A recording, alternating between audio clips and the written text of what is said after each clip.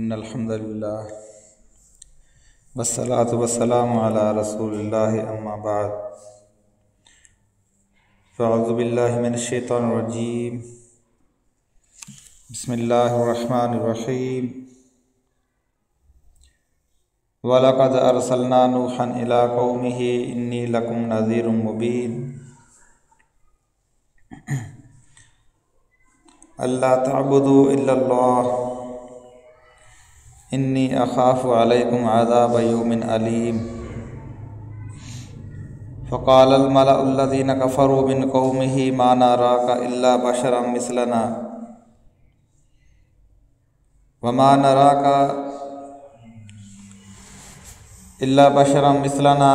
نراك اتبعك إلا الذين هم أراذلنا بادي الرأي وما نرى لكم علينا من فضل بل نظنكم كاذبين قال يا قوم أرأيتم إن كنت على بينة من ربي وآتاني رحمة من عنده فعميت عليكم أَنُلْزِمُكُمُوهَا وَأَنْتُمْ لَهَا كَارِهُونَ وَيَا قَوْمِ لَا أَسْأَلُكُمْ عَلَيْهِ مَالًا إِنْ أَجْرِيَ إِلَّا عَلَى اللَّهِ وَمَا أَنَا بِطَارِدِ الَّذِينَ آمَنُوا إِنَّهُمْ مُلَاقُو رَبِّهِمْ وَلَكِنِّي أَرَاكُمْ قَوْمًا تَجْهَلُونَ وَيَا قَوْمِ مَن يَنصُرُنِي مِنَ اللَّهِ إِن طَرَدتُّهُمْ أَفَلَا تَذَكَّرُونَ وَلَا أَقُولُ لَكُمْ عِندِي خَزَائِنُ اللَّهِ وَلَا أَعْلَمُ الْغَيْبَ وَلَا أَقُولُ إِنِّي مَلَكٌ وَلَا أَقُولُ لِلَّذِينَ تَزْدَرِي أَعْيُنُكُمْ لَن يُؤْتِيَهُمُ اللَّهُ خَيْرًا اللَّهُ أَعْلَمُ بِمَا فِي أَنفُسِهِمْ إِنِّي إِذًا لَّمِنَ الظَّالِمِينَ قَالُوا يَا نُوحُ قَدْ جَادَلْتَنَا فَأَكْثَرْتَ جِدَالَنَا فَأْتِنَا بِمَا تَعِدُنَا إِن كُنتَ مِنَ الصَّادِقِينَ قَالَ إِنَّمَا يَأْتِيكُم بِهِ اللَّهُ إِن شَاءَ وَمَا أَنتُم بِمُعْجِزِينَ وَلَا يَنفَعُكُمْ نُصْحِي إِنْ أَرَدتُّ أَنْ أَنصَحَ لَكُمْ إِنْ كَانَ اللَّهُ يُرِيدُ أَنْ يُغْوِيَكُمْ هُوَ رَبُّكُمْ وَإِلَيْهِ تُرْجَعُونَ أَمْ يَقُولُونَ افْتَرَاهُ قُلْ إِنِ افْتَرَيْتُهُ فَعَلَيَّ إِجْرَامِي وَأَنَا بَرِيءٌ مِّمَّا تُجْرِمُونَ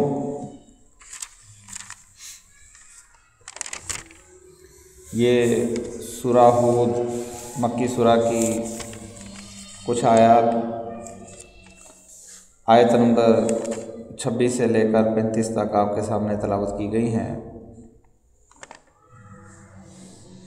تیسرا رکوع ہے۔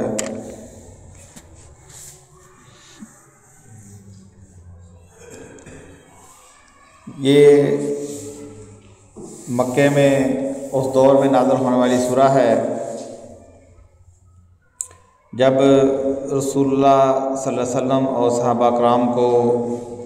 دعوت کے میدان میں شدید آزمائشوں کا سامنا تھا۔ مخالفین طرح طرح کے اعتراضات کر رہے ہیں، مطالبات کر رہے ہیں، یہاں تک کہ رسول اللہ صلی اللہ علیہ وسلم کے جو مالی اور معاشرتی کمزور ساتھی تھے ان کا مذاق اڑا رہے تھے، ان کی تحقیر و تذلیل کر رہے تھے کہ یہ ہیں وہ لوگ جن کے اوپر تم کہتے ہو یہ اللہ نے احسان کیا ہے۔ تو اللہ تعالیٰ نے ایسے حالات میں اس سورہ میں نوح علیہ السلام سے لے کر ان کے بعد اولو العزم پیغمبروں کے واقعات بیان فرمائے ہیں۔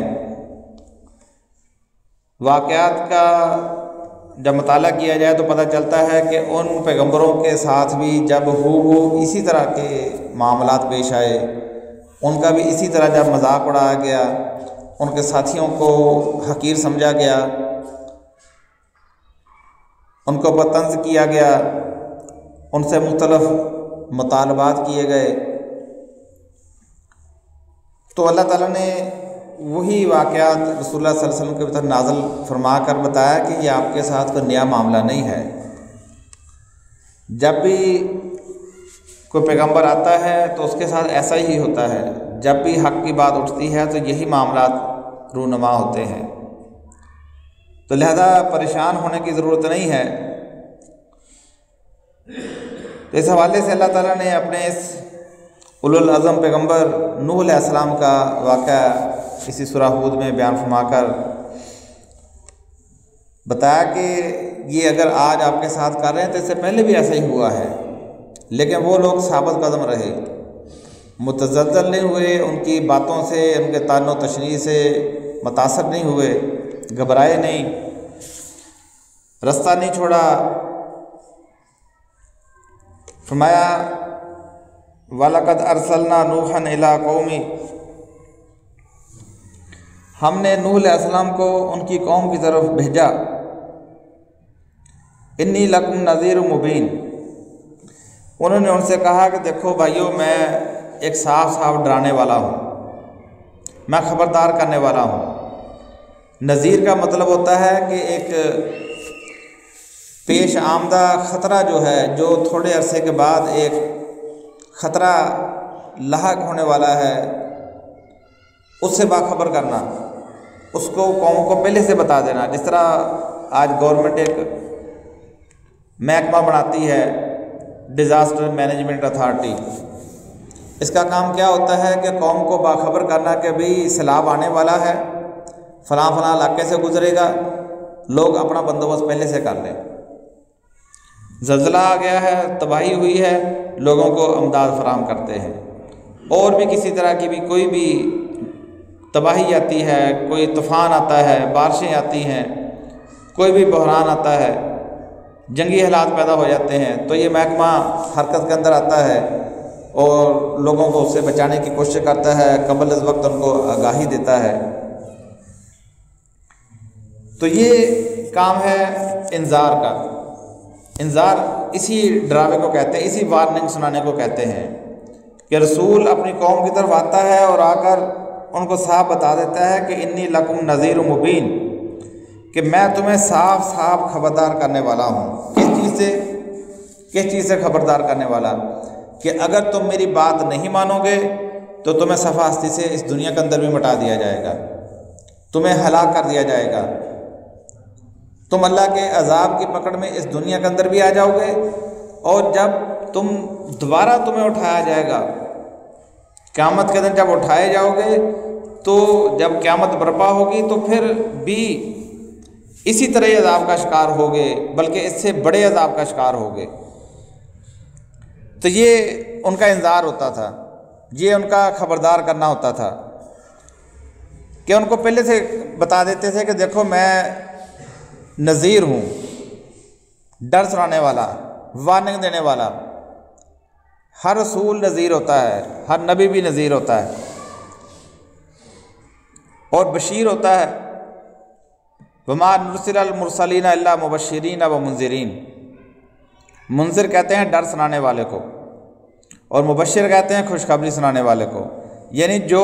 اس رسول کی بات کو مان لے گا اس کے لیے خوشخبری ہے، اس دنیا کے اندر بھی اس کے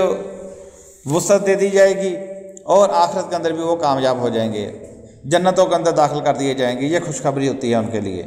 اگر رسول کی بات نہیں مانیں گے، اس کو جھٹلائیں گے، اس کی ہدایات کو پسے پوش ڈالیں گے، تو ان کے لیے عذاب ہے اس دنیا کے اندر بھی اور آخرت کے اندر بھی۔ تو نوح علیہ السلام نے ان کو پہلے سے بتا دیا کہ دیکھو بھائی، میں تمہاری طرف صاف خبردار کر دینے والا بن کر آیا ہوں۔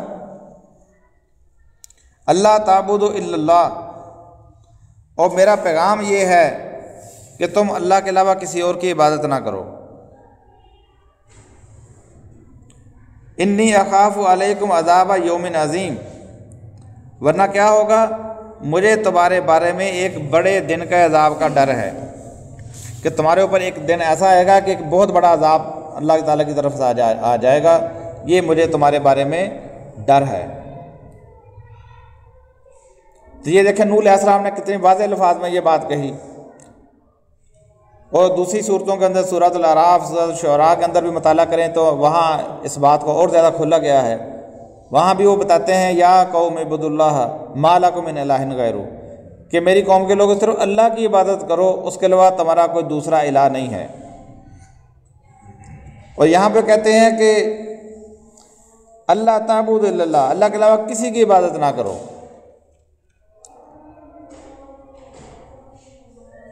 بندگی کا مطلب ہوتا ہے، عبادت کا مطلب ہوتا ہے اپنے آپ کو کسی کے سپرد کر دینا، اپنے آپ کو اس کے حوالے کر دینا کہ اب جو یہ کہے گا وہی ہوگا۔ انسان اپنی زندگی میں عملی اعتبار میں بھی اسی کے حکم کا پابند ہو جاتا ہے، وہ جسمانی طور پر بھی اسی کے آگے جھکتا ہے، اور ذہنی طور پر اپنی سوچ کو بھی اسی کے تابع کر لیتا ہے۔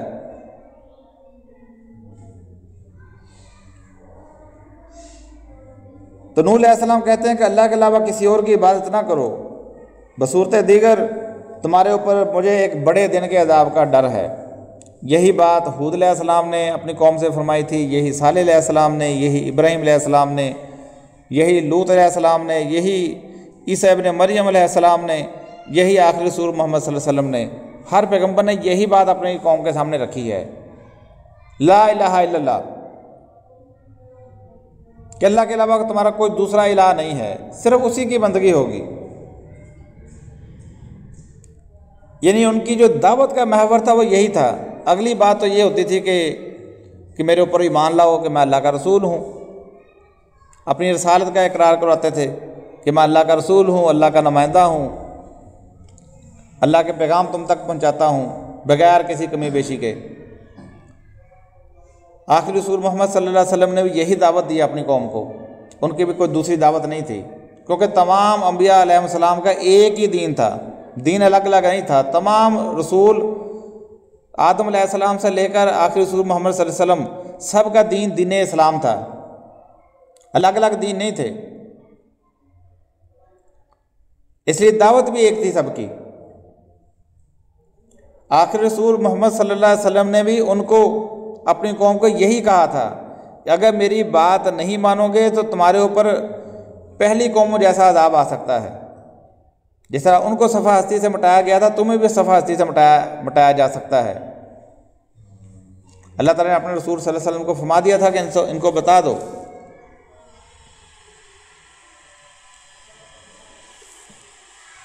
تو اللہ تعالیٰ فرماتا ہے کہ جب نوح علیہ السلام نے اپنی قوم کے سامنے یہ بات رکھی ہے، اور آپ کو یہ بھی معلوم ہونا چاہیے کہ نوح علیہ السلام کی قوم جن معبودوں کو مانتی تھی، جن کو پوجتی تھی، وہ معبود کیا تھے؟ سورہ نوح کے اندر اس کی پوری تفصیل آئی ہے کہ 5 بڑے معبود تھے، ان کے 5 بڑے معبود، باقی چھوٹے تو بے شمار ہوں گے۔ 5 بڑے معبودوں کا ذکر آتا ہے، ود، سوا، یغوث، یعوق اور نصر، یہ 5 ان کے معبود تھے۔ ابن عباس رضی اللہ عنہ فرماتے ہیں کہ یہ ود، سوا، یغوث، یعوق اور نصر جو تھے، یہ ان کے نیک لوگ تھے، قوم نوح کے، قوم کے صالح لوگ تھے۔ جب یہ مر گئے تو شیطان نے ان کے دلوں کے اندر ڈالا کہ یہ تو نیک لوگ تھے، تو لہذا ان کی تصویریں بناؤ تاکہ ان کی طرف دیکھ کے تمہیں ان کا نیکی کا طریقہ یاد آئے۔ تو انہوں نے کیا کیا کہ ان کی تصویریں بنائیں اور ان کی مورتیاں بنا کے کھڑی کر دیں۔ پھر بعد میں اگلی جب نسلیں آئی ہیں تو انہوں نے کیا کیا، پہلی نسل تو ان کی مورتی کو دیکھ کر، ان کی تصویر کو دیکھ کر، ان کی اس عبادت اور ریاضت جو اللہ کو یاد کرنے کا ان کا طریقہ تھا، جو اللہ کی کو خوش کرنے کا طریقہ، وہ یاد کرتے تھے، ان کی قربانیوں کو یاد کرتے تھے۔ اگلی نسلیں جو آئیں انہوں نے انہی مورتیوں کی پوجا شروع کر دی، ان کی قبروں سے وابستہ ہو گئی، ان کی قبریں بھی پوجی جانے لگیں، ان کی مورتیاں بھی پوجی جانے لگیں۔ اور آپ کو معلوم ہونا چاہیے کہ یہ قوم نوح کے بت یہ اتنے سخت جان تھے، اتنے سخت جان تھے کہ کہاں کو نوح علیہ السلام کس دور کے اندر ان کی قوم غرق ہوئی ہے، ان کا ذکر جب یہ نسل در نسل آگے چلتا رہا ہے تو یہ عرب کے اندر بھی ان کی پوجا ہو رہی تھی، اب بھی۔ یعنی اللہ تعالیٰ نے اس دور میں قوم نوح کے وہ سارے جو کافر لوگ تھے ان کو جب ہلاک کر دیا، ان کا ذکر جو بعض کی نسلوں میں جو باقی رہا، ظاہر ہے جو مسلمان بچے تھے وہ ذکر تو کرتے رہے ہوں گے کہ ہماری قوم اس وجہ سے ہلاک ہوئی تھی کہ وہ 5 اولیاء اللہ کو پوجتی تھی۔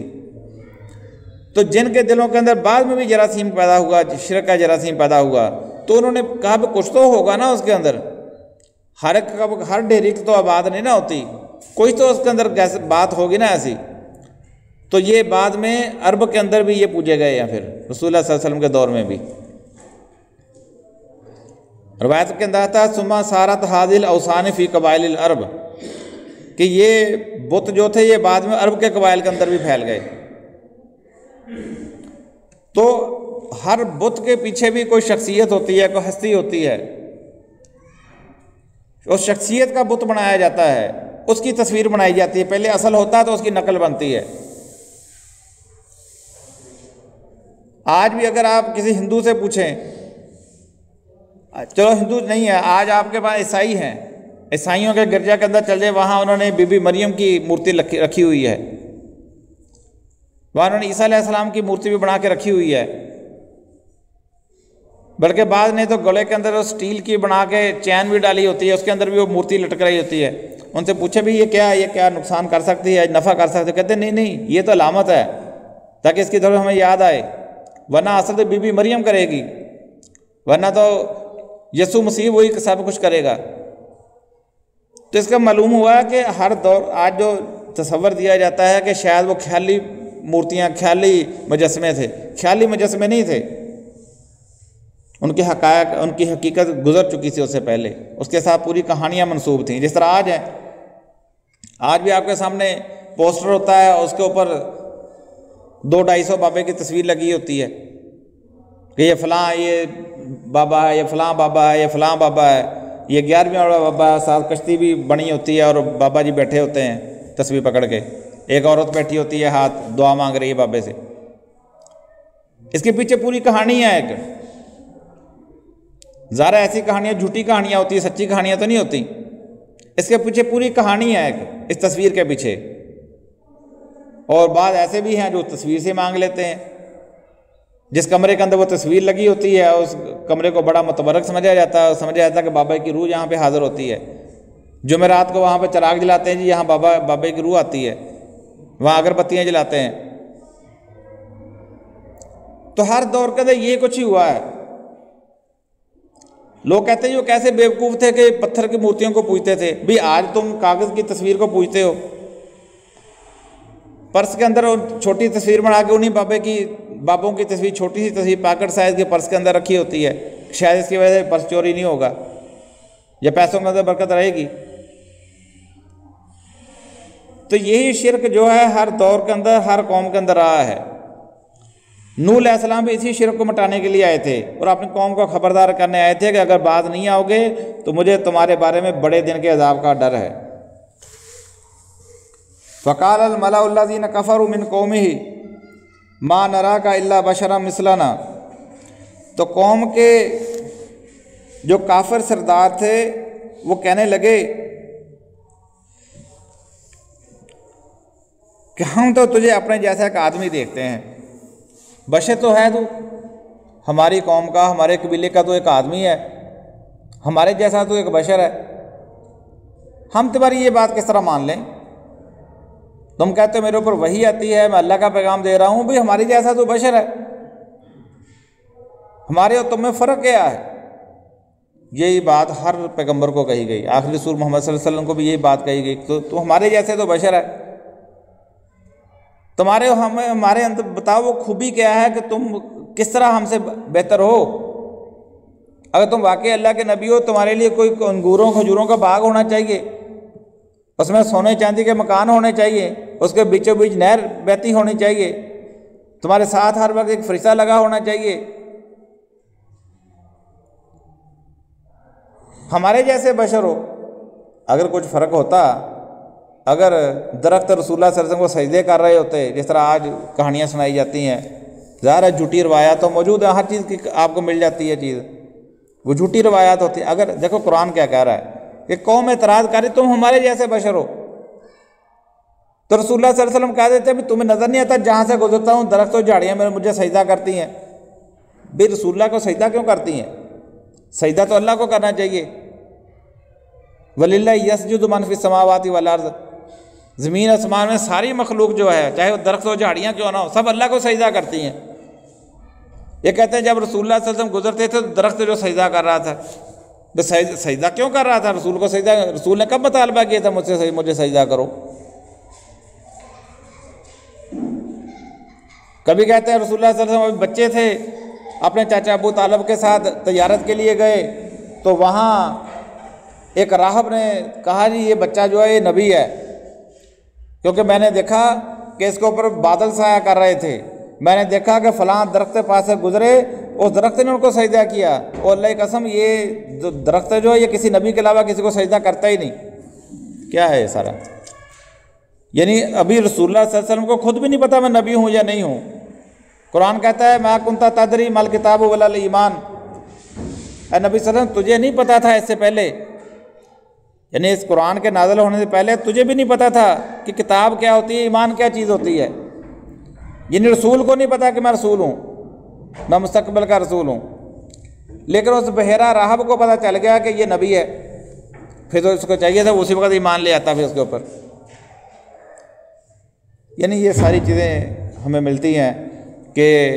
آپ کو جناب بادل آپ کے اوپر سایہ کر رہے تھے، جہاں سے گزرتے تھے درخت سجدہ کرتا تھا، تو رسول اللہ صلی اللہ علیہ وسلم ان کو کہہ سکتے تھے وہ اندھو تمہیں نظر نہیں آتا، ہر وقت میرے اوپر ساتھ ساتھ بادل چلتے ہیں، تمہارا سایہ ہے میرا سایہ بھی نہیں ہے، تمہیں پتہ نہیں چلتا، درخت مجھے سجدے کرتے ہیں تمہیں پتہ نہیں چلتا،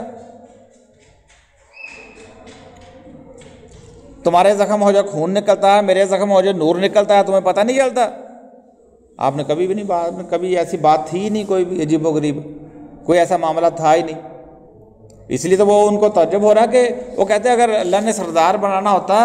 یہ جو مکہ اور طائف ہے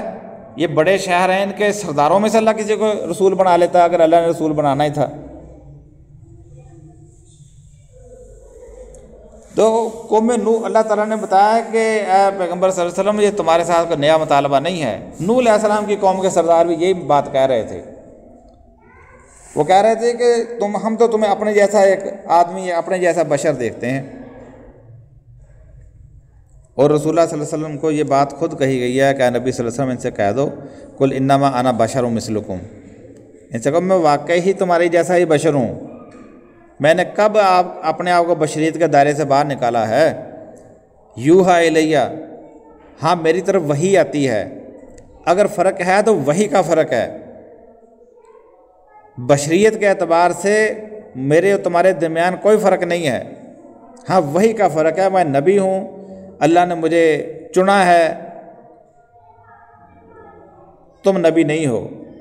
یہ فرق ہے. تمہیں میری اتباع کرنی ہے، میں نے آپ کی اتباع نہیں کرنی. میں اللہ کا نمائندہ ہوں، تم اللہ کے نمائندے نہیں ہو. میرے اوپر دین نازل ہوتا ہے، میں خود بھی اس کا پابند ہوں، تم بھی اسی کی پابندی کرو گے، میں تمہیں دین کا طریقہ بتاؤں گا، یہ فرق ہے. ورنہ بشری تقاضے کے اعتبار سے مجھے بھی بھوک لگتی ہے، میں بھی تجارت کرتا ہوں، میں بھی شادیاں کرتا ہوں، میرے بھی بچے ہوتے ہیں، زخم لگ جائے مجھے بھی تکلیف ہوتی ہے، کانٹا چبھ جائے مجھے بھی درد ہوتا ہے. قوم کے سردار کہنے لگے وما نراک اتبعک الا الذین هم اراذلنا بادی الرأی، وہ کہتے ہیں کہ ہم تو دیکھتے ہیں کہ جن لوگوں نے تیری پیروی اختیار کی ہے یہ تو ہم میں ادنا درجے کے لوگ ہیں، سطحی سوچ والے، موٹی عقل والے، ان لوگوں نے تیری بات مانی ہے. وما نرا لکم علینا من فضل، ہم دیکھتے ہیں کہ تم لوگوں کو ہمارے اوپر کوئی فضیلت بھی حاصل نہیں ہے. کسی سردار نے تو تمہاری بات ہی نہیں مانی، کسی لمبردار نے تمہاری بات نہیں مانی، کسی کونسلر نے بات نہیں مانی، کسی M N A M P A نے، کسی رکن اسمبلی نے تمہاری بات نہیں مانی. یہ غریب غربا لوگ ہیں، ان کو تم ساتھ ملا کے پھر رہے ہو، یہ تمہارا دین ہے. کسی فلاسفر نے، کسی ڈاکٹر نے، کسی پیچیدہ سوچ والے نے، کسی گہری سوچ والے بندے نے تو تمہاری بات ہی نہیں مانی. یہ معاملہ یہ ہے کہ دین کی تعلیمات ہی سادہ ہے. دین جو ہے وہ ہماری زندگی، روزمرہ کی زندگی ہی کو تو ڈسکس کرتا ہے. دین کا مطالبہ ہے یہ ہر بندے سے ہے. اس وجہ سے ایک سادہ بندہ بھی اس بات کو سمجھ جاتا ہے، لیکن قوم کے سرداروں کا اعتراض یہ تھا کہ تمہیں ہمارے اوپر کوئی فضیلت حاصل نہیں ہے، جن لوگوں نے تمہاری بات مانی ہے، جو تمہارے پیروکار ہوئے ہیں، وہ تو ہمیں ادنا درجہ کے لوگ ہیں، سطحی سوچ والے۔ آپ دیکھیں کہ رسول اللہ صلی اللہ علیہ وسلم کو جو ابتدائی طور پر جو ساتھی ملے ہیں وہ کون تھے؟ وہاں بھی یہ صورتحال ہے، جو غلام تھے، جو ملازم تھے، جن کو دبا کے رکھا گیا تھا، بلال رضی اللہ عنہ جیسے، عمار بن یاسر، یہ سارے غلام خاندان میں سے تھے، اسی وجہ سے ان کو سب سے اذیتوں کا سامنا کرنا پڑ رہا تھا۔ کمزور لوگ سب سے پہلے آئے ہیں۔ عیسیٰ علیہ السلام کے اوپر بھی جو ایمان لانے والے حواری تھے، دھوبی تھے، جب کوئی شہر کے اندر، یروشلم کے اندر کوئی بات نہیں سنتا تھا تو اب عیسیٰ علیہ السلام جو تھے وہ دھوبی گھاٹ پہ چلے جاتے تھے، وہاں جا کے دھوبیوں کو دعوت دیتے تھے، ان کو حواری کہا جاتا تھا۔ اسی وجہ سے حواری لفظ حورا سے نکلا ہے، یعنی جو کپڑے کو دھو کے سفید نکال دیتے تھے، اس وجہ سے ان کو حواری کہا جاتا تھا۔ تو دھوبیوں نے ان کی بات کو سنا سب سے پہلے، وہی چند گنتی کے افراد تھے جو ایمان لائے تھے عیسیٰ علیہ السلام کے اوپر بھی۔ تو یہ جو دین کی سچی بات ہوتی ہے، اس کو جو سادہ لوگ جو ہوتے ہیں وہی اس کو سب سے پہلے قبول کرتے ہیں، اور جو اپنے آپ کو بڑے سمجھ کے بیٹھے ہوتے ہیں، وہ جن معاشرتی شکنجوں کے اندر جکڑے ہوئے ہوتے ہیں، جن تعلقات کے اندر وہ جکڑے ہوئے ہوتے ہیں، جن سیاسی مصیبتوں کے اندر وہ پھنسے ہوئے ہوتے ہیں، ان کے بس کا کام ہی نہیں کتنی جلدی اس بات کو قبول کر لیں۔ ہاں اگر کوئی فیصلہ کر لے مصعب بن عمیر جیسا کہ ٹھیک ہے جو لٹتا ہے لٹ جائے، مجھے تو آخرت چاہیے، ورنہ یہ بات ہے ہی سادہ ذہن لوگوں کی ہے کہ ان کو دین سمجھ ہی ان کو آتا ہے۔ بل نظنکم کاذبین، تو قوم کے سردار کہنے لگے چونکہ تمہاری بات غریب لوگوں نے قبول کی ہے، تمہیں ہمارے اوپر کوئی فضیلت بھی حاصل نہیں ہے، یعنی تمہارا کوئی روب دبدبا تمہارا کوئی نہیں ہے، تو لہذا ثابت ہوا کہ تم جھوٹے ہو۔ ایک تو بشر ہو، دوسرا تمہارے ساتھی کمزور ہیں، اس سے کیا ثابت ہوگا؟ یعنی یہ دلیل دیکھیں آپ قوم کی، کہتے ہیں اس سے ثابت ہوگا کہ تم جھوٹے ہو۔ قال یا قوم ارأیتم ان کنت علی بینۃ من ربی وآتانی رحمۃ من عندی۔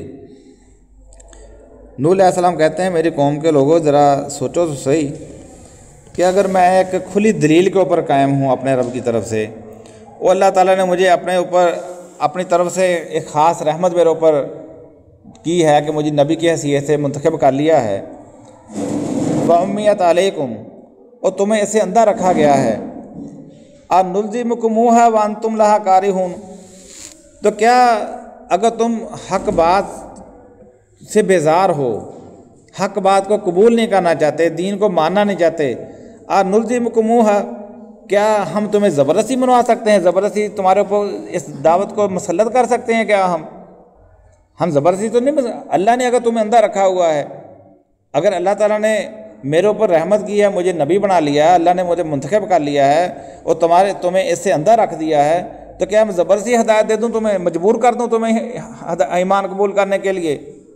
جبکہ وَأَنْتُمْ لَهَا كَارِهُونَ، جبکہ تم نفرت کرتے ہو، ایمان سے نفرت کرتے ہو، حق بات سے نفرت کرتے ہو، کیا زبردستی تمہیں دین دے دوں؟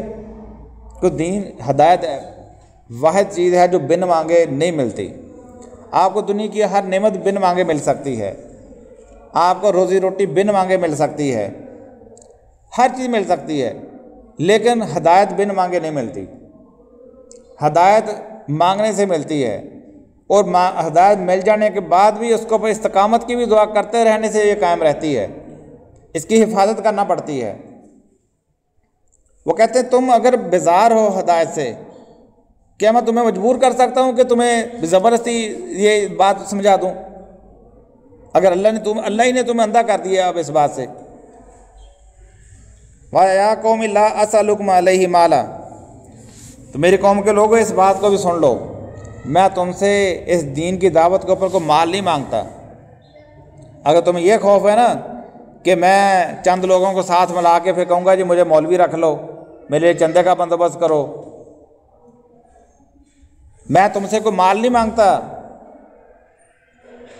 اپنی کر کے کھاتا ہوں، مزدوری کرتا ہوں، بکریاں چراتا ہوں۔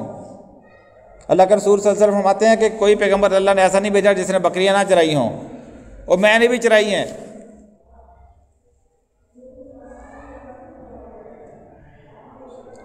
یعنی ان کو بتایا کہ میں تم سے اس دعوت کے اوپر کوئی صلہ، اس دین کے اوپر صلہ نہیں مانگتا،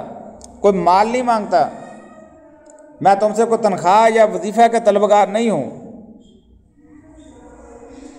ان اجر الا علی اللہ، میرا اجر اللہ کے ذمہ ہے، اس کا صلہ اللہ مجھے دے گا، میں تمہارے اوپر کوئی بوجھ بھی نہیں ہوں۔ وما انا بطارد الذین آمنوا، اور یہ جو تم میرے ساتھیوں کی تحقیر کر رہے ہو، ان کو کمتر سمجھ رہے ہو، میں تمہارے کہنے کے اوپر اپنے ان ساتھیوں کو اپنے سے پیچھے ہٹانے والا نہیں ہوں۔ تم ان کے چاہے کچھ بھی کہو، لیکن تمہارے کہنے کی وجہ سے تمہیں راضی کرنے کے لیے میں اپنے ان کمزور ساتھیوں کو پیچھے ہٹانے کے لیے تیار نہیں ہوں۔ رسول اللہ صلی اللہ علیہ وسلم کے ساتھ بھی یہی معاملہ تھا کہ یہ ابو جہل وغیرہ جو یہی کہتے تھے کہ ہم تمہاری بات سنیں کس طرح بھائی، کس طرح بات تمہاری سنیں، یہ سارے ہمارے غلام، جو ہمارے نوکر چاکر، ہمارے کمی کمین، یہ تو سب تمہاری محفل میں بیٹھے ہوتے ہیں، جب تمہارے پاس اگر آ بھی جائیں تمہارے ارد گرد انہوں نے گھیرا ڈالا ہوتا ہے، ہم ان کے اندر بیٹھے، ہمارے لیے تو کوئی اسپیشل سیشن ہونا چاہیے، ہم اسپیشل لوگ ہیں، اسپیشل سیشن ہونا چاہیے ہمارے لیے۔ اور ایک دفعہ ایسا ہوا کہ رسول اللہ صلی اللہ علیہ وسلم انہی لوگوں کو اسپیشل سیشن دے رہے تھے، اسپیشل دعوت دے رہے تھے، چلیں ان کو اسپیشل دعوت دے کے دیکھ لیتے ہیں۔ تو ایک صحابی عبداللہ ابن ام مکتوم رضی اللہ عنہما، وہ نابینا صحابی تھے، رسول اللہ صلی اللہ علیہ وسلم کے ویسے رشتہ دار بھی تھے، دور نزدیک تھے، لیکن نابینا تھے، وہ بھی اس حق کی تلاش میں، ہدایت کی تلاش میں وہ آپ تک پہنچے ہیں کہ چلیں میں بھی آپ کی بات کو سنتا ہوں۔ تو پوچھتے پچھاتے آپ تک پہنچے، تو جب آپ تک پہنچے ہیں تو اب رسول اللہ صلی اللہ علیہ وسلم کو تھوڑا سا یہ چیز ناگوار گزری کہ میں ان بڑی ہستیوں کو، جو اپنے زوم میں بڑی ہستیاں بن کے بیٹھی ہوئی ہیں، ان کو دعوت دے رہا ہوں، تو اب یہ نابینا آ گیا ہے، تو اس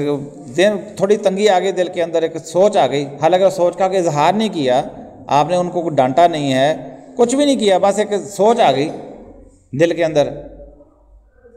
تو اللہ تعالیٰ نے سورہ عبس نازل کر دی، پوری صورت اس بات کے اوپر، عبس وتولی، ماتھے پہ تیوری چڑھائی اور منہ پھیرا، ان جاءہ الاعمی، کہ اس لیے کہ میرے پاس اندھا آ گیا ہے، جنہیں اللہ تعالیٰ نے آپ کے اس بات کے بھی اوپر گرفت کر۔ دیکھیں نبی کی اتنی بات بھی جو اللہ کے ہاں غلطی سمجھی جاتی ہے، خطا سمجھی جاتی ہے، کہ نبی کے شان ہی نہیں ہے کہ اس کے پاس چاہے معاشرے کا کتنا رلا ہوا بندہ کیوں نہ آ جائے، وہ اس کو دھتکار نہیں سکتا، اپنے سے دور نہیں کر سکتا۔ تو اللہ تعالیٰ نے سورہ عبس نازل کر دی، عبس وتولی ان جاءہ الاعمی وما یدریک لعلہ یزکی، تجھے کیا پتا کہ ان میں سے پاکیزگی اختیار کرنے والا کون ہے؟ ایک وہ ہے جس کا تو پیچھے پیچھے بھاگ رہا ہے، ایک وہ ہے جو خود تمہارے پاس آ رہا ہے۔ جناب دیکھیں کہ یہ اللہ تعالیٰ کی طرف سے، اور یہی بات یہاں پہ نوح علیہ السلام کے ساتھ ہو رہی ہے، وہ قوم کے سردار کہہ رہے ہیں کہ یہ لوگ تیری محفل میں بیٹھے ہوئے، تو نوح علیہ السلام کہتے ہیں میں تم سے مانگ کے نہیں کھاتا، نہ کہ تم سے کوئی مال کا طلبگار ہوں، میرا صلہ، میری مزدوری اللہ کے ذمہ ہے، لوہارا ترخانہ کرتا ہوں، میرے اللہ تعالیٰ نے مجھے معاش دیا ہے، بکریاں چراتا ہوں، سارے کام کرتا ہوں، تم سے مانگ کے نہیں کھاتا، لیکن تمہیں راضی کرنے کے لیے میں اپنے ان ایمان لانے والے کمزور اور غریب ساتھیوں کو میں دھتکار نہیں سکتا، ان کو پیچھے نہیں کر سکتا۔ انہم ملاقو ربہم، یہ تو سب اللہ کو ملنے والے ہیں، اللہ کے مہمان ہیں، یہ یہاں پتہ نہیں کتنی ان کی زندگی ہے، اس کے بعد یہ تو اللہ سے ملنے، اللہ کے پرونے ہیں یہاں پہ، یہ تو ٹھیک ہے نا، ہر بندہ بھی یہاں مہمان ہے اس دنیا کے اندر۔ وہ کہتے ہیں انہم ملاقو ربہم، یہ تو اپنے رب کو ملنے والے لوگ ہیں، ولاکنی اراکم قوما تجہلون، لیکن یہ تم جو کچھ کر رہے ہو یہ سراسر جہالت پہ مبنی ہے، یہ مطالبہ بھی جہالت پہ مبنی ہے، تمہیں پتہ ہی نہیں ہے تم کن کے بارے میں یہ بات کر رہے ہو۔ وَيَا قَوْمِ مَن يَنصُرُنِي مِنَ اللَّهِ إِن طَرَدتُّهُمْ، اے میری قوم کے لوگوں مجھے یہ بتاؤ ذرا کہ اگر میں ان کو دھتکار دوں، ان کے ساتھ لا تعلقی کا اعلان کر دوں، ان کو اپنی محفل سے نکال دوں، ان کو اپنی جماعت سے نکال دوں، اپنی امت سے نکال دوں؟ یہ تو اپنے میرے ساتھ جڑے ہوئے ہیں نا، میرا کلمہ پڑھ کے، میری بات مان کے، ان کو اگر میں علیحدہ کر دوں، ان کو دھتکار دوں، من ینصرنی من اللہ، مجھے ذرا یہ بتاؤ کہ اللہ کے سامنے میری مدد کون کرے گا؟ پھر جب اللہ کے سامنے میں جواب دے ہوں گا، اللہ تعالیٰ مجھ سے پوچھے گا کہ میرے ان بندوں کو جو اپنی نسبت تیرے ساتھ کر رہے تھے، تیرے ساتھ لگے ہوئے تھے، چاہے کمزور ہی صحیح، تو نے ان کے بڑے سرداروں کو راضی کرنے کے لیے دھتکار دیا، لا تلقی کا اعلان کر دیا، ان کو پیچھے چھوڑ دیا، میرے پاس کیا جواب ہے؟ من ینصرنی من اللہ، بتاؤ اللہ کے سامنے پھر میری مدد کون کرے گا وہاں پہ؟ ان طرحتم، اگر میں نے ان کو دھتکار دیا، علیحدہ کر دیا۔ تو آپ دیکھیں کہ یہ اللہ تعالیٰ کا ایک انداز ہے، یہ رسول اللہ صلی اللہ علیہ وسلم کو بتایا جا رہا ہے کہ چاہے تیرے ساتھی غریب ہی صحیح، کمزور صحیح، عملی کمزوریاں بھی صحیح ان کے اندر، کچھ بھی ہے، لیکن تو اس کو ان سرداروں کی خاطر دھتکارنا نہیں ہے۔ ان کو یہی ہیرے ہیں، انہی کی پالش ہوگی، یہی چمکیں گے، یہی رنگ جہاں بدلیں گے، یہی پوری دنیا کے اوپر اسلام کو پھیلانے کا سبب بنیں گے، انہی کی تیاری کراؤ۔ آپ کے سامنے ہیں، پھر یہی لوگ تو کام آئے تھے۔ یہ رسول اللہ صلی اللہ علیہ وسلم کی تربیت کی جا رہی ہے اس طریقے سے۔ نوح علیہ السلام کہتے ہیں وَلَا أَقُولُ لَكُمْ عِنْدِي خَزَائِنُ اللَّهِ، تم کہتے ہو نا کہ یہ تو ہماری طرح کا بشر ہے، ہمارے علم میں فرق کیا ہے؟ تو نوح علیہ السلام کہتے ہیں میں نے تم سے کب کہا میرے پاس اللہ کے خزانے ہیں؟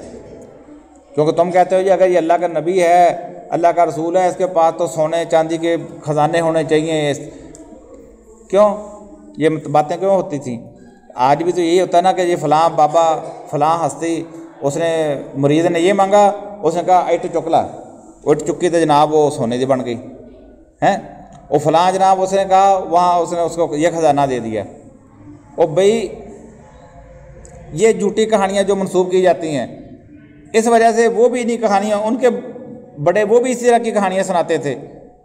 وہ کہتے تھے یہ مزدوری کرتا ہے، یہ ترخان ہے، ہمارے سامنے یہ لکڑیاں کاٹتا ہے، لوگوں کے کام کرتا ہے، بکریاں چراتا ہے، تب اس کا پیٹ پالتا ہے، اس کو ہمارے اوپر کوئی فضیلت بھی حاصل نہیں ہے۔ رسول اللہ صلی اللہ علیہ وسلم کے بارے میں لوگ یہی کہتے تھے کہ یتیم بچہ ہے، ہمارے سامنے اس کی کفالت ہوئی ہے، بچپن سے اس کے ماں باپ فوت ہو گئے تھے، آج یہ نبی کا دعویٰ کر کے ہمارے اوپر فضیلت حاصل کرنا چاہتا ہے۔ وہ کہتے ہیں اگر تو واقعی نبی ہوتا، تیرے پاس سونے چاندی کے مکان ہوتے، کھجوروں انگوروں کے باغ ہوتے، بیچ میں سے نہریں چل رہی ہوتی۔ تو یہاں نوح علیہ السلام بھی کہہ رہے ہیں کہ وَلَا أَقُولُ لَكُمْ عِنْدِي خَزَائِنُ اللَّهِ، میں تم سے کب کہتا ہوں، میں تو تم سے یہ بات کہتے ہی نہیں کہ میرے پاس اللہ کے خزانے ہیں کہ مجھے گنج بخش کہنا شروع کر دو۔ یعنی اب حالات یہ ہیں قوم کے، آپ دیکھیں کہ جب تک وہ بابا زندہ تھا، یہ کہانیاں کس طرح بنائی جاتی ہیں۔ کہتے ہیں جی جب بابا علی حجویری صاحب جب ادھر لاہور میں آ کے ڈیرے ڈالے انہوں نے، تو ایک مائی تھی، وہ ڈیلی ان کے پاس سے نا دودھ لے کے گزرتی تھی ہیں۔ تو بابا نے کہا جی ڈیلی تم دودھ لے کے کہاں جاتی ہو؟ اس نے کہا فلاں جوگی ہے اور میں اس کو یہ دودھ دینے جاتی ہوں۔ اس نے کہا اس طرح کا تم آج کے بعد دودھ اس کو دینے نہیں جانا، مجھے دے کے جانا ہے۔ اس کا نا جی نا بابا جی، اگر انہوں نے دودھ نہ دیتا تو میرے بچوں خون آن لگ پینا۔ اس نے کہا نہیں جی تم نے مجھے دینا آج کے بعد۔ اور مائی نے جو ان کو دودھ بابا جی کو دے دیا، اور وہی بات ہے خون آنا شروع ہو گیا۔ اب ادھر جوگی کو غصہ آیا، پوری کہانیاں بنی ہوئی ہیں، آپ سب کو معلوم۔ میں نے جو بابا زندگی میں تو مائی سے کہتا دودھ مجھے دے کے جاؤ، اور مرنے کے بعد گنج بخش ہو گیا، لوگوں کو خزانے بخشنا شروع ہو گیا، وہ داتا بن گیا۔ زندگی میں لوگوں سے کہتا دودھ مجھے دو، مانگ رہا ہے دودھ دوسروں سے، اور مرنے کے بعد دینے والا بن گیا۔ قبر کے اوپر جو بیٹھے مجاور ہیں ان کو دیتا کچھ نہیں ہے، وہ آنے والے سے کہتے گلے میں ڈالو، اور جو دور سے جاتے ہیں ان کو داتا، ان کے لیے داتا گنج بخش ہے۔ تو نوح علیہ السلام نے بھی اپنی قوم کے اوپر واضح کیا کہ میرے پاس اللہ کے خزانے نہیں ہیں۔ ولا عالم الغیب، اور میں غیب بھی نہیں جانتا۔ تم جو آئے دن مجھے کہتے ہیں نا 10 ساڈی مجھ کھول کے کدھر نو گئی، 10 ساڈی چوری کنے کی تھی، وہ کہتا ہے بھی میں نے کب کہا میں عالم الغیب ہوں؟ ولا اقول انی ملک، اور میں فرشتہ بھی نہیں ہوں، بھی نوری مخلوق نہیں ہوں میں۔ تمہیں اعتراض ہے نا یہ بشر کیوں ہے؟ وہ بھی میں نے کب کہا میں نوری مخلوق ہوں، میں فرشتہ ہوں ہی نہیں۔ میں انسان ہی ہوں۔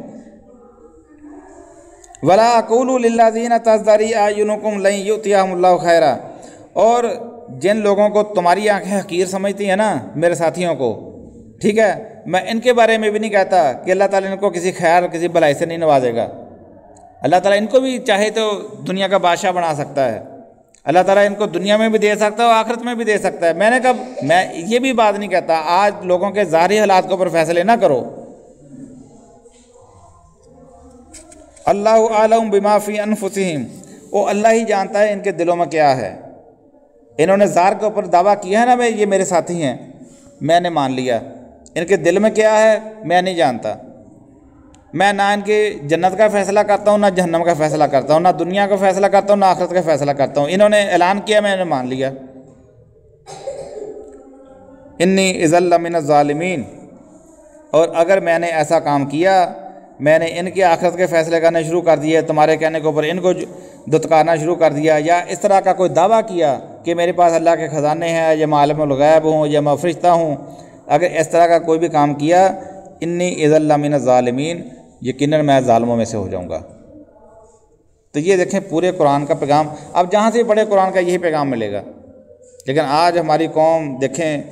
کس طریقے سے جب قرآن کو پس پش ڈالا، قصے کہانیوں کا دین سامنے آ گیا، بزرگوں کا دین سامنے آ گیا، اس میں بزرگ جو ہے وہ جناب جس کی چاہتا ہے عمر تبدیل کر دیتا ہے، ایسی کیسی کہانیاں۔ جناب پیر صاحب کے پاس مرید آیا گھوڑے کے اوپر سوار ہو کے، اس نے کہا پیر جی یہ گھوڑا لیا ہے، انہوں نے کہا گھوڑا سونا پاری عمر تھوڑی ہے، انہوں نے کہا بابا جی ہن کی کریے، یہ تو میں بڑا پیارا گھوڑا بڑا مہنگا گھوڑا لیا۔ انہوں نے کہا ادھا کرو بابا جی میری ایک بد زبان بیوی ہے، گھوڑے کی عمر انہوں لا دو یہ لا دو۔ انہوں نے کہا ٹھیک ہے جی۔ وہ جناب کہتے ہیں اسی طرح ہی ہوا کہ اس کی بیوی تھوڑے دنوں کے بعد مر گئی، گھوڑا جناب وہ چلتا رہا، بڑا نفع ہوا۔ تو یہ جو باتیں یہ کچھ چھوٹے چھوٹے ہستیوں کے نہیں، یہ بڑی ہستیاں جن کو کہا جاتا ہے، ان کی کتابوں کے اندر اس طرح کی لکھی ہوئی ہیں سارے باتیں، جنہیں خدائی اختیارات اپنے ہاتھ میں رکھ کے بیٹھے ہوئے ہیں۔ عالم الغیب ہونے کے دعوے ہیں، کیوں دعوے ہیں؟ تصوف کی وجہ سے، وحدت الوجود کے نظریے کی وجہ سے، وحدت الشہود فنا فی اللہ کے دعووں کی وجہ سے، کہ جناب بندہ جو ہے وہ اللہ کے اندر فنا ہو جاتا ہے، اللہ جو ہے بندے کے اندر حلول کر جاتا ہے، پھر عابد و معبود ایک ہو جاتے ہیں، خالق و مخلوق ایک ہو جاتے ہیں، عبد اور معبود ایک ہو جاتے ہیں، اور پھر بندہ جو کچھ کرتا ہے وہ سارے کام اللہ کے فعل ہو جاتے ہیں، اور اللہ جو کرتا ہے وہ بندے کے فعل ہو جاتے ہیں، اللہ جو بندے کے ہاتھوں سے کام کرنا شروع کر دیتا ہے۔ یہ کہانیاں سنائی جاتی ہیں، یہ نظریہ دیا جاتا ہے، اس طریقے سے ایمان کے اوپر ڈاکہ ڈالا جاتا ہے، توحید کو شرک کے اندر تبدیل کر دیا جاتا ہے۔ یعنی یہ جو قوم نوح کے جو لوگ تھے یہ جو کر رہے تھے، یا رسول اللہ صلی اللہ علیہ وسلم کے مخاطب قوم جو کر رہی تھی، وہ بھی انہی فلسفوں کا شکار تھی کہ کس طریقے سے شرک کو ایمان بنا دیا گیا، کس طریقے سے شرک کو جو ہے وہ توحید کا نام دے دیا گیا۔ تو اللہ تعالیٰ نے اپنے تمام رسول انہی باتوں کو لوگوں کے اوپر واضح کرنے کے لیے بھیجے تھے۔ اب رسول تو نہیں آئے گا قیامت تک کے لیے کوئی بھی، اب جو رسول کے ماننے والے ہیں وہ یہ کام کریں گے، وہ لوگوں کو بتائیں گے دین حق کیا ہے، وہ بتائیں گے کہ سچا دین کیا ہے، وہ بتائیں گے کہ اللہ تعالیٰ کی طاقت کیا ہے، اور بندے کی حیثیت کیا ہے اس کے سامنے، مخلوق کی کیا حیثیت ہے۔ کسی رسول نے بھی یہ دعویٰ اپنی ساری زندگی نہیں کیا تھا بھئی تم فلانے معبود کو چھوڑ دو اب مجھے پوجنا شروع کر دو۔ رسول اللہ صلی اللہ علیہ وسلم جب آئے تھے ان سے پہلے قوم کیا کرتی تھی؟ مشرکین مکہ، وہ ابراہیم علیہ السلام کو پکارتے تھے، اسماعیل اور ابراہیم دونوں کو پکارتے، ان کی مورتیاں بنائی تھیں، تصویریں بنائی ہوئی تھیں، خانہ کعبہ کے اندر سارے اپنی طرف سے نیک لوگوں کی تصویریں اور مورتیاں بنا کے رکھی، ان کو پوجتے پکارتے تھے۔ اللہ کے رسول نے یہ نہیں کہا کہ جی نہیں اب میں آ گیا ہوں ان کو چھوڑو، آج کا مجھے پکارو۔ پہلے تم یا ابراہیم کہتے تھے، اب یا رسول اللہ مدد کہا کہ مجھے پکارو۔ آپ نے معبود نہیں بدلے، آپ نے یہ کہا ان سب کو چھوڑو، اللہ کے در کے اوپر آؤ۔ لا الہ الا اللہ کا مطلب یہ تھا کہ ان میں سے کوئی بھی الہ نہیں ہے، یہ سارے جھوٹے الہ ہیں، یہ خود ساختہ الہ ہیں، یہ چند نام ہے جو تم نے تمہارے باپ دادا نے گھڑ لیے ہیں، ان کی کوئی سند نازل نہیں اللہ نے نازل کی۔ ان کو ان سارے معبودوں سے ہٹا کر ایک معبود جو اللہ ہے اس کی طرف لگایا تھا۔ آپ خود اپنے اس معبود کی سیٹ پہ آ کے نہیں بیٹھ گئے تھے، ہر رسول نے یہی کام کیا تھا۔ تو آج ہماری قوم نے کیا کیا؟ آج انہوں نے باقی معبودوں کا انکار کر کے رسول اللہ صلی اللہ علیہ وسلم کو معبود کے درجے پہ بٹھا دیا۔ عیسیٰ علیہ السلام کی قوم جب تک عیسیٰ علیہ السلام ان کو دعوت دیتے رہے بھی میں اللہ کا رسول ہوں، ان کو ساری زندگی رسول اللہ نہیں مانا عیسیٰ علیہ السلام کی قوم نے، اور جب اللہ نے ان کو اٹھا لیا، صدیاں گزر گئیں، زندگی کے اندر رسول اللہ نہیں مانا، اور بعد میں اٹھائے جانے کے بعد ان کو ابن اللہ بنا دیا۔ یعنی زندگی کے اندر رسول اللہ ماننے کے لیے تیار نہیں کہ اللہ کا رسول ہی مان لیں، وہ ماننے کے اوپر آئے تو اللہ کا بیٹا بنا دیا، اتنا چڑھا دیا۔ رسول اللہ صلی اللہ علیہ وسلم نے اس لیے فرمایا لا تطرونی کما اطرت النصارى عیسیٰ ابن مریم، کہ مجھے اتنا نہ بڑھانا چڑھانا جس طرح لوگوں نے عیسیٰ ابن مریم کو چڑھایا تھا۔ آج بھی یہی معاملہ ہے کہ رسول اللہ صلی اللہ علیہ وسلم کی جو دین ہے، جو تعلیم ہے، اس کو ماننے کے لیے تیار نہیں ہے، لیکن اس کو معبود کی حیثیت سے ماننے کے لیے ہر بندہ تیار ہے۔ یا رسول اللہ مدد، کیا مطلب ہے اس کا؟ اس کا مطلب کیا ہے کہ جو رسول اللہ صلی اللہ علیہ وسلم 63 سال کی عمر میں بوڑھے ہو کے فوت ہوئے تھے، اب قبر سے نکل کے آ کے تمہاری مدد کریں گے؟ یعنی 1450 سال یہ ہو گئے، 63 سال وہ ہو گئے، 1500 سال کا بابا جو ہے وہ آ کے اب تمہاری مدد کرے گا، آ کے ایک جوان بندے کی جو کام بوری تم سے نہیں اٹھائی جاتی، بوری کو اٹھاتے ہوئے کہتا ہے یا رسول اللہ مدد، گاڑی دھکا سٹارٹ کو دھکا لگاتے کہتے ہیں یا رسول اللہ مدد۔ یعنی وہ 1500 سال پرانا بابا جو ہے، رسول ظاہر بزرگ ہوں گے نا، بندہ بوڑھا ہوتا ہے وقت کے ساتھ، وہ آ کے تمہاری گاڑی کو دھکا لگائے گا آپ کے تمہارے ساتھ۔ یہ کام تو اب تم زندہ تمہارا بزرگ ہو، اس سے کہہ دیے بابا یہ دھکا لو آؤ، بابا یہ پانڈ چکا دے، بابا یہ پتھر چکا دے، بابا یہ گڈی دھکا لو، لوگوں کی یاد تینوں یہی لبا سکا۔ خود رسول اللہ صلی اللہ علیہ وسلم کی زندگی میں آخری ایام میں صحابہ کرام آپ کے آرام کا بڑا خیال کرتے تھے۔ سورہ حجرات میں اللہ تعالیٰ نے وہ لوگ جو باہر سے آگے آوازیں دیتے تھے کہ اب بھی ہماری بات سنو آ کے، تو اللہ تعالیٰ فرماتا ہے کہ یہ جو حجروں سے باہر آ کے آوازیں دیتے ہیں ان میں اکثر جاہل ہیں، جاہل ہیں ان میں سے اکثر، ان کو پتہ ہی نہیں رسول اللہ صلی اللہ علیہ وسلم کی کتنی مصروفیات ہے، کتنی ان کے کتنے مسائل ہیں۔ فرمایا کہ ان کو چاہیے تھا کہ یہ رسول اللہ صلی اللہ علیہ وسلم کے باہر نکلنے کا انتظار کرتے، یا رسول اللہ صلی اللہ علیہ وسلم خود ان کو وقت دیتے تو ان کے لیے زیادہ بہتر ہوتا۔ سورہ حجرات پڑھ کے دیکھیں، یہ زندہ رسول ہیں۔ اللہ تعالیٰ فرماتا ہے کہ یہ جو حجروں کے باہر سے آپ کو آوازیں دیتی ہیں ان بھی اکثر جاہل ہیں، یہ ان کو چاہیے تھا آپ کے خود آنے کا انتظار کرتے۔ تو یہاں جو دن رات برے صغیر کے اندر پوری دنیا کے اندر جب یا رسول اللہ کے پکاریں لگاتے ہیں، ان کو آپ کیا کہیں گے پھر؟ جو آپ کو وفات کے بعد بھی جنت کے اندر بھی آرام کرنے نہیں دیتے، وہ کہتے ہیں ہمارے دنیا کے دھندے جو ہمارے ساتھ کام کراؤ آ کے۔ اللہ تعالیٰ سے دعا ہے کہ اللہ تعالیٰ ہمیں صحیح معنی میں قرآن کو سمجھنے، اس کے اوپر عمل کرنے کی توفیق عطا فرمائے۔ وقل قولی ھذا